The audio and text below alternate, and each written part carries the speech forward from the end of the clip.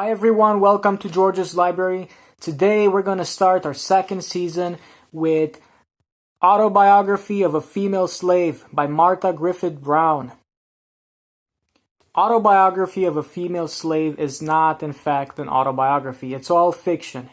Martha Griffith Brown wasn't even a slave, in fact she was a slave owner. Her parents died when she was at a young age in Kentucky, so she inherited the farm along with the slaves. When the abolitionist movement started growing, she released her slaves and moved to Minnesota. There, she dedicated her writing to the movement and became quite a strong and important figure. Now, when you look back, you can see that Martha Griffith Brown is remembered as an abolitionist and suffragette, fighting for the rights of black people and women until the day of her death in 1906. Autobiography of a Female Slave came out in 1857.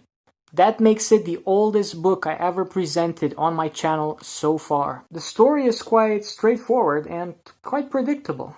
From the title, you follow the life of Anne, a slave on a Kentucky farm, most likely inspired by the author's own farm, with all the troubles and tragic moments that come along with it. The tone is full of melancholy and grief, so much so that it feels repetitive, but not tiresome. After all, the emphasis is on the story of a slave's life. The story has the classic tropes of its time. The character falls in love. All the white bad characters seem to have some sort of connection with each other. All the white good characters seem to know or have known each other. It all seems awfully novelistic and melodramatic. The book lacks invitation. When you put it down, you don't really feel like picking it back up again. It lacks that call, that invite. Although it's really easy to get hooked once you do pick it up. Yet, what stands out, and the reason I recommend this book, and the reason it withstands the test of time, in my opinion, are all the violent, detailed, tragic moments. There are scenes in this book you cannot erase from your head. Crimes and bloodshed that stain you, hatred and empathy that is planted within you. This is an abolitionist book, obviously written for the movement, constantly finding the time to remind you of the injustice and inhumanity of slavery.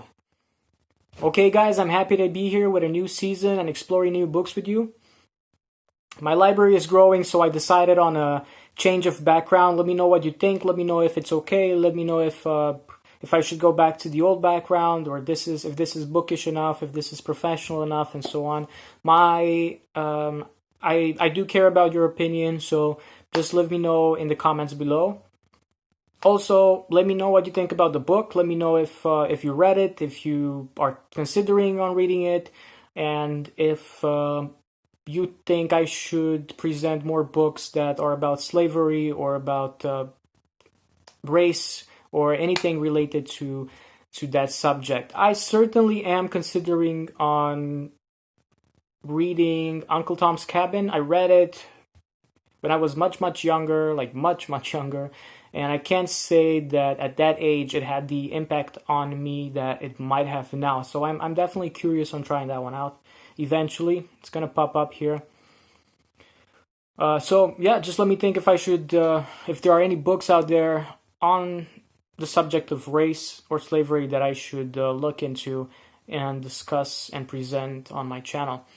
Other than that, if you like exploring books with me, if you want to find out about a new book, then don't forget to subscribe to my channel.